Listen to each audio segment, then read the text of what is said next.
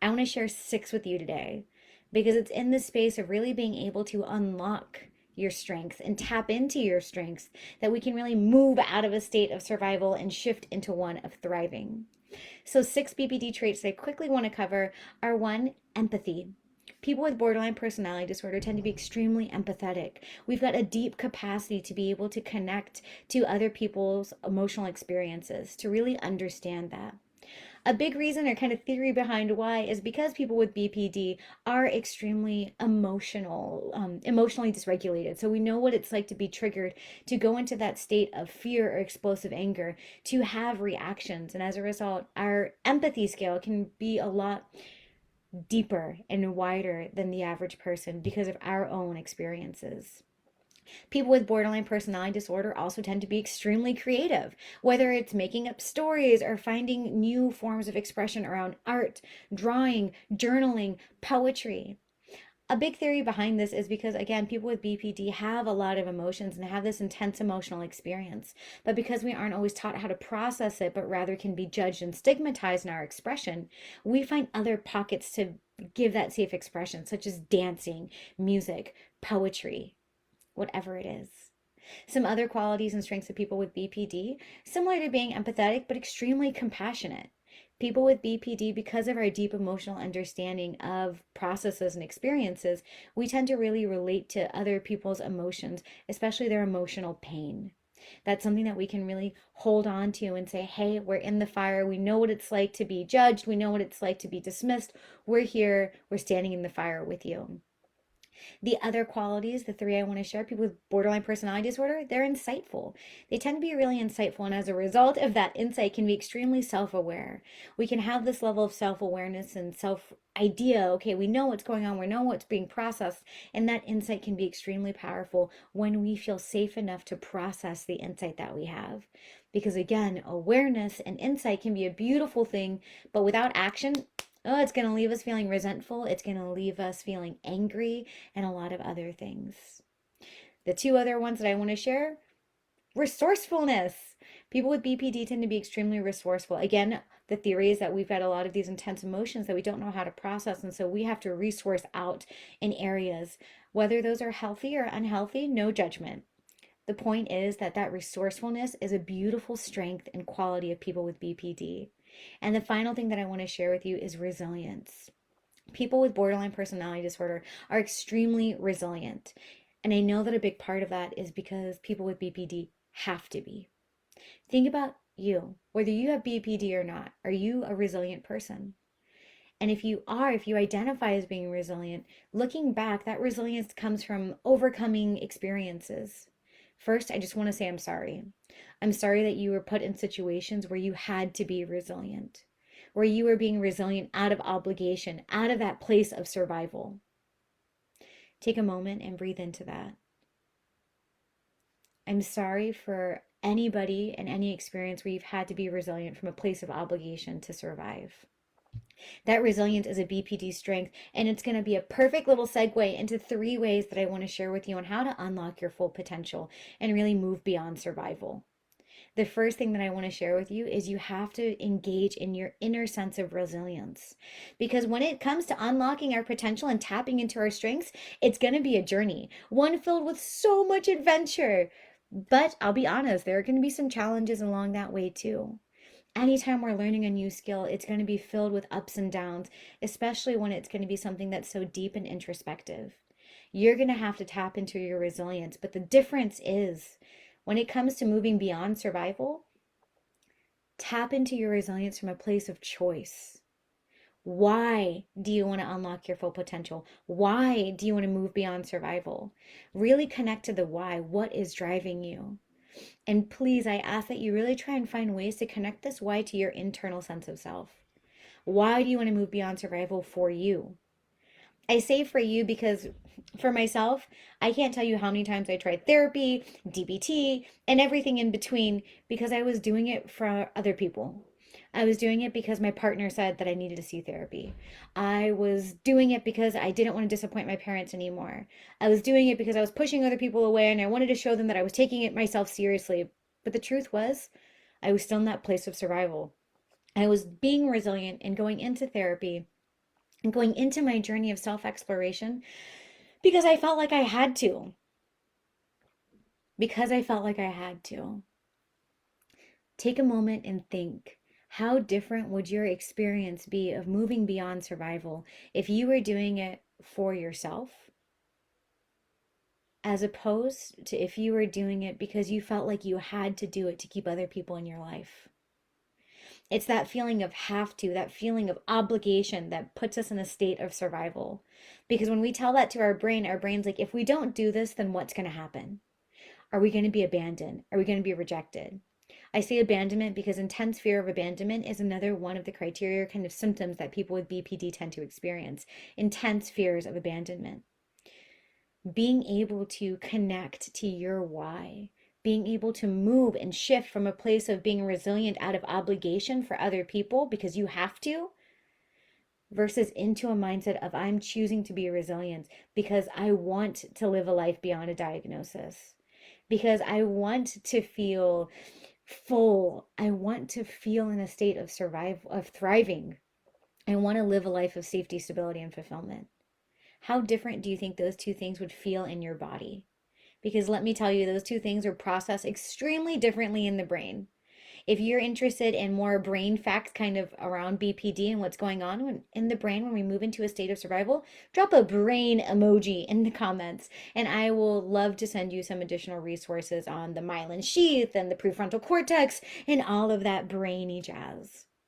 But first and foremost, coming back to how to unlock your full potential and move beyond survival is you're going to have to tap into your resilience from a place of choice and out of obligation. Doing it because you're choosing to do it and connecting to your why, as opposed to doing it out of obligation because you're afraid of what will happen to the people around you, to your relationships, if that why, if that urgency isn't filled. So, the second thing that I want to share with you, first one again, just choosing to be resilient from a place of love and choice and sense of self. And the second one is really going to be look at your weaknesses. Look at your weaknesses. What I mean by that is think of Achilles, this ugh, this person who had all this strength and was able to do all of these things. I wish I could go into more detail about Achilles, but honestly, I'm not so well versed in that. But what I do know about Achilles was that he had a weak ankle.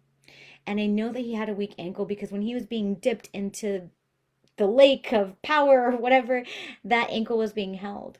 And even though he had all of this potential, all of this strength, all of this capacity, he had this weakness that was his ankle.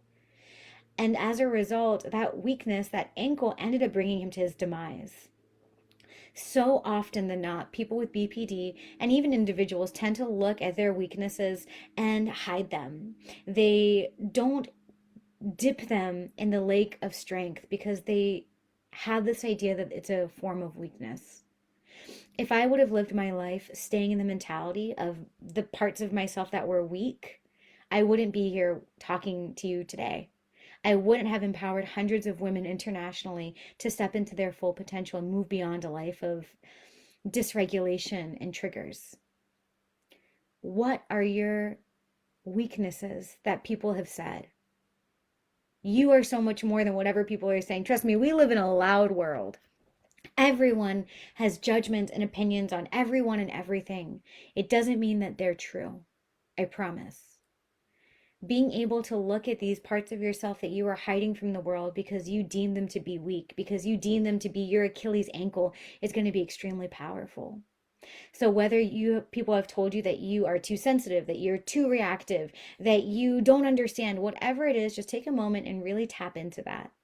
Really connect to what are your Achilles ankles, what are the things that you're hiding, and how can you start to create some safe responses around that.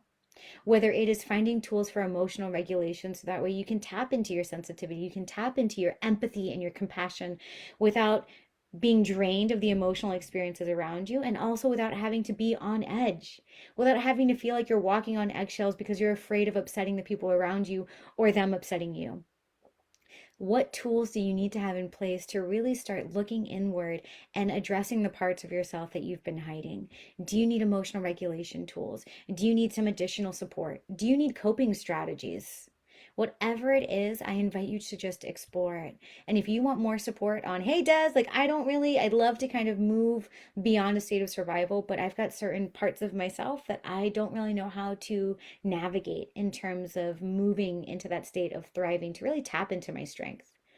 Because I promise you, I bet a lot of those weaknesses or those Achilles ankles that people have deemed of you, they're probably your superpower.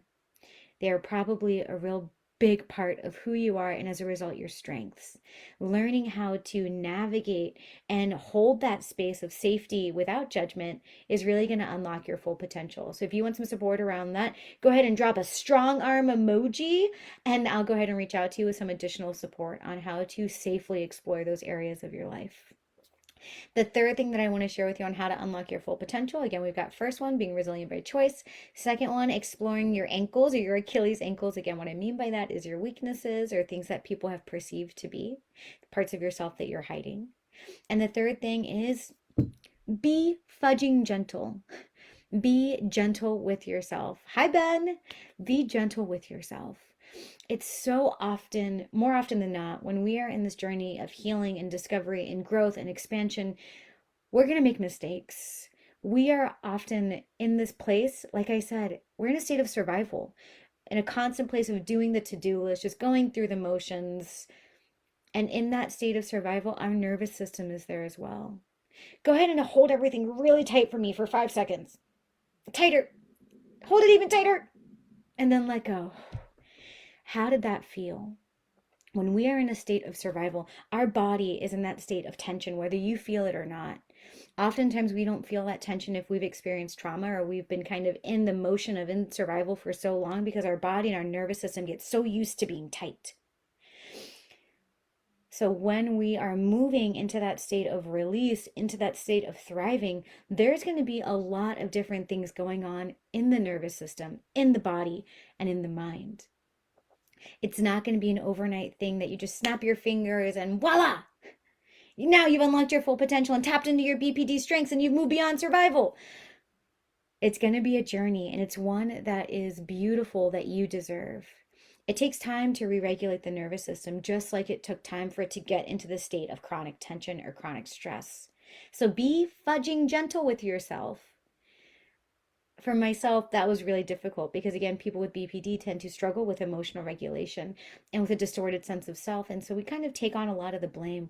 Oh my goodness, I had this thing, I failed. What's the point? It's not going to work for me, especially if you are someone who's been diagnosed and you are in a community where there's a lot of stigma and judgment around you. Even if you don't have BPD, people can still experience that stigma and judgment or rumors going around. It can kind of make it feel like, what's the point, and easier to hang up the towel.